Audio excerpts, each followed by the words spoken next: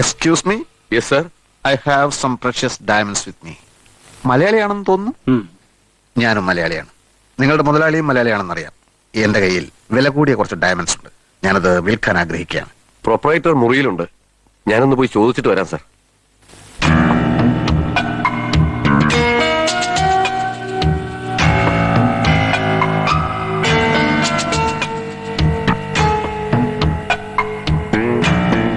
വരൂ sir. Please come. Bala, Narayanan നാരങ്ങ വിളി. ശരി sir. Good morning mister Varghese. Good morning. എന്നെ എങ്ങനെ അറിയാം? ഇവിടെ വരാറുണ്ടോ? ഇല്ല, പക്ഷേ താങ്കളെ അറിയാത്തവൻ മലയാളിയാണോ? കല്ലാട്ടുകുളങ്ങര അന്തോണിച്ചൻ മകൻ വർഗീസ് എന്നു പേരുള്ള രത്നവ്യാപാരി തന്റെ ബിസിനസിന്റെ പേര് അയൽനാട്ടിലും ഉറപ്പിച്ചിരിക്കുന്നു. എന്റെ അപ്പനെ അറിയോ? കല്ലാട്ടുളങ്ങരാണോ വീട്? അല്ല, മണ്ണാർക്കാട്ടാണ്. തൃപ്പങ്ങോട്ട് എന്ന് കേട്ടിട്ടില്ലേ? പഴയ നായർ തറവാട്. പൂവ്. ഞാൻ അവിടത്തെയാണ്. എന്റെ അച്ഛന് രത്നക്കല്ലുകൾ വലിയ പ്രിയമായിരുന്നു. വലിയൊരു ശേഖരം ഉണ്ടായിരുന്നു. മരിക്കാറായപ്പോഴേക്കും പലതും കൈമോശം വന്നു. ബാക്കി വന്നത് വിൽക്കരുതെന്നും പറഞ്ഞ് എന്നെ ഏൽപ്പിച്ചു. ഇഷ്ടമുണ്ടായിട്ടല്ല, പക്ഷെ വിൽക്കേണ്ടതായ ഒരു പരിസ്ഥിതി വന്നു ചേർന്നു.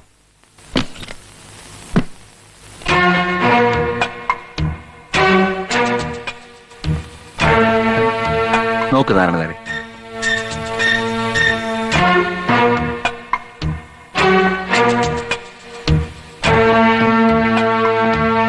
ബെൽജിയം കട്ടിംഗ് ആണ്. JD30 എന്ന് പറയുന്ന അപൂർവ ഇനം. ബെൽജിയം കട്ടിങ്ങോ? ഇതോ? ബെൽജിയം കട്ടിംഗ് കണ്ട് പരിചയമില്ലായിരിക്കും. ഇത് തീരെ മാറ്റു കുറവാ. ബെൽജിയം ഒന്നും അല്ല ഇത്. ആണെന്ന് എനിക്കറിയാലോ, പക്ഷെ സാധാരണ ബെൽജിയം അല്ല. JD30 എന്ന് പറയുന്ന അപൂർവ ഇനം. അങ്ങനെ ഒരു ഇനമുണ്ടോ? അതാ നിങ്ങൾക്കറിയില്ലെന്ന് ഞാൻ പറഞ്ഞത്.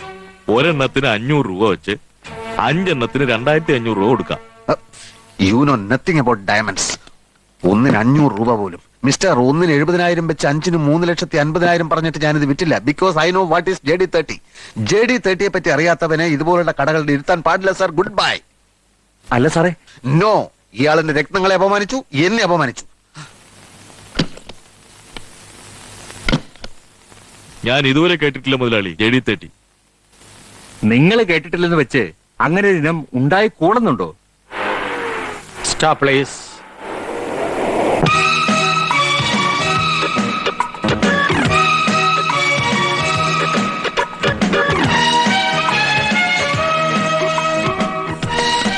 Amurabi. Diamond section, please. അതാ അവിടെയാണ്. Oh, thank you. What can I do for you, sir? Oh my God. English കേട്ട് മടുത്തിട്ടാ മലയാളിയുടെ കടയിൽ കയറി വന്നത്. ഇവിടെ ഇംഗ്ലീഷ് ആണെങ്കിൽ ഞാനങ്ങ് പോയേക്കാം. എന്താ? Sorry sir. വീണ്ടും ഇംഗ്ലീഷ്. Sorry sir. ആണ്ടതെ പിന്നെ ഇംഗ്ലീഷ്. എന്റെ പൊന്ന് സഹോദരൻ, ഞാൻ പത്തനാപുരംകാരനാണ്, അമേരിക്കക്കാരനല്ല. അടുത്ത ആഴ്ച എന്റെ പെങ്ങളുടെ വിവാഹമാണ്. വില കൂടിയതും ഭംഗിയുള്ളതുമായ വളകൾ, മാലകൾ, കമ്മലുകൾ തുടങ്ങിയവയ്ക്ക് വടിവിഴിഞ്ഞ പോലെ നോക്കിക്കാതെ എടുത്തിങ്ങി നിരത്തിയാട്ടെ. ഇപ്പൊ എടുക്കാം സർ.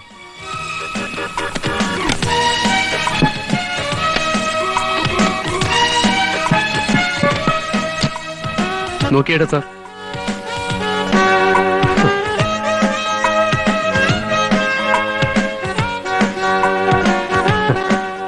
കല്ലുകളൊന്നും കൊള്ളുകയില്ല. എനിക്ക് വില കൂടിയ കല്ലുകളുണ്ടല്ലോ, കല്ല്, അത് പതിപ്പിച്ച ആഭരണങ്ങളാണ് വേണ്ടത്. ഇത് വിലയുള്ളതാണ് സർ. എന്ന് വെച്ചാൽ എന്തു വില വരും?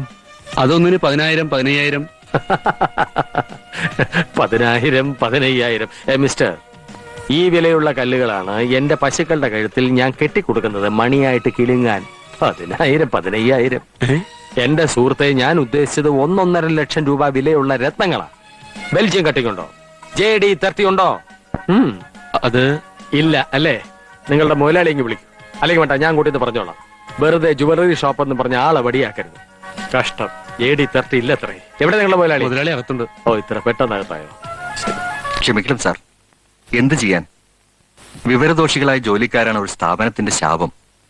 ഇയാൾക്ക് അറിഞ്ഞുകൂടാ. JD30 പറ്റി കേട്ടിട്ടേ ഇല്ല പോലും. സാരമില്ല, വിവരക്കേട് ഒരു കുറ്റമല്ല. എനിക്ക് എന്തായാലും ബെൽജിയം കട്ടിംഗ് JD30 കിട്ടിയേ പറ്റൂ. ഞാൻ ഒരു കല്ലിന് 1 ലക്ഷം രൂപ വരെ തരാം. ബെൽജിയത്തിൽ നിന്ന് ഇമ്പോർട്ട് ചെയ്ത് തന്നാലും കൊള്ളാം. 5 or 10 ഡയമണ്ട്സ് വേണേ ഞാൻ എടുക്കാം. അഡ്വാൻസ്. ഒരാഴ്ചക്കകം എനിക്ക് സാധനം കിട്ടണം. അഡ്വാൻസ് വാങ്ങിയിട്ട് എന്ത് കാര്യം? കയ്യിൽ വന്ന ഭാഗ്യം തട്ടിക്കളഞ്ഞില്ലേ? ഭാഗ്യമോ? തട്ടിക്കളഞ്ഞെന്നോ? അല്ല, ഒരാഴ്ചക്കകം JD30 സംഘടിപ്പിക്കാന്ന് വെച്ചാൽ എനിക്ക് തോന്നുന്നില്ല സാർ. ശ്രമിച്ചു നോക്കൂ. ഞാൻ എന്റെ കാർഡ് തരാം. കിട്ടുമൊന്ന് വിളിച്ചു പറഞ്ഞേക്കൂ. അബുറാബി.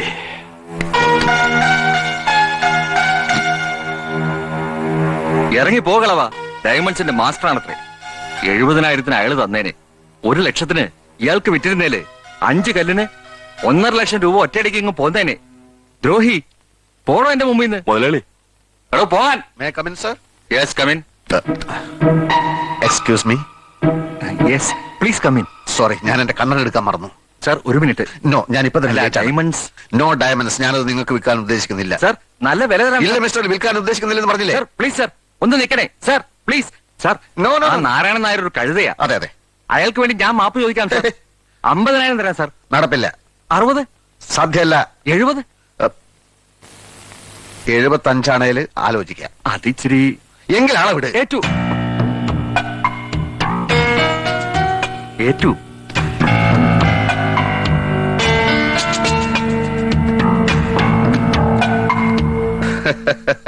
ഇനിയെങ്കിലും വിവരമുള്ളവരെ ജോലിക്ക് നിർത്താൻ ശ്രമിക്കണം. എനിക്ക് നിങ്ങളെ ഇഷ്ടമായി.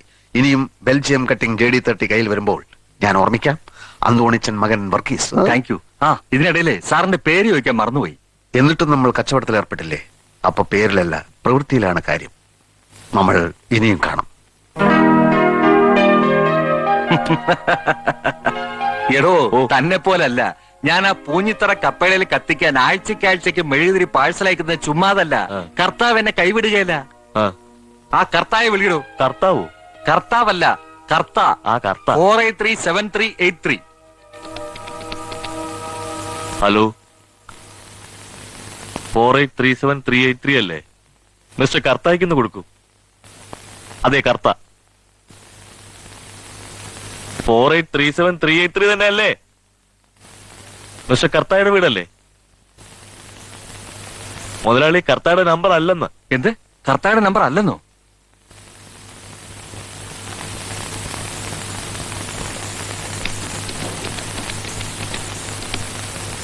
ഹലോ ഹലോ, 4837 അല്ലേ?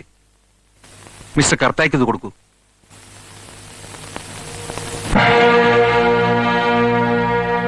ചതിച്ചോ കർത്താവേ? ആര് പറഞ്ഞടോ ഇന്ത്യയിൽ സോഷ്യലിസം വരത്തില്ലെന്ന്? സ്ഥിതി സമത്വമാണല്ലോ സോഷ്യലിസം. ഇതുപോലെ സമാസമം പങ്കുവയ്ക്കാൻ എല്ലാവരും തയ്യാറാവണം. അപ്പൊ സോഷ്യലിസവും വരും, കമ്മ്യൂണിസവും വരും. പരസ്പരമുള്ള സ്നേഹം വളരും. വ്യക്തി നന്നായാൽ സമൂഹം നന്നാവും, സമൂഹം നന്നായാൽ രാജ്യം നന്നാവും. പിന്നെ നമ്മൾ എന്നും ഇങ്ങനെ ഒറ്റക്കെട്ടായി നിൽക്കണം. എന്റെ ബുദ്ധി, നിന്റെ ധൈര്യം. മദുരാശി മാത്രമല്ല, ഡൽഹി, കൽക്കട്ട, ബോംബെ എന്നീ പട്ടണങ്ങളെല്ലാം നമ്മൾ പിടിച്ചടക്കുവിടാ. ആ നോട്ടൊക്കെ എടുത്തു.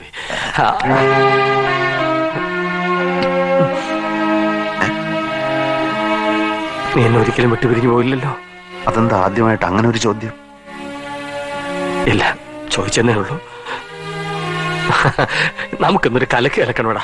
വേഷം മാറി നീ വേഗം റെഡിയാക. ഉച്ചയൂണെന്ന് ഏതെങ്കിലും 5 സ്റ്റാർ ഹോട്ടലിലാക്കാം. ഓ വിഗ് വിഗ്.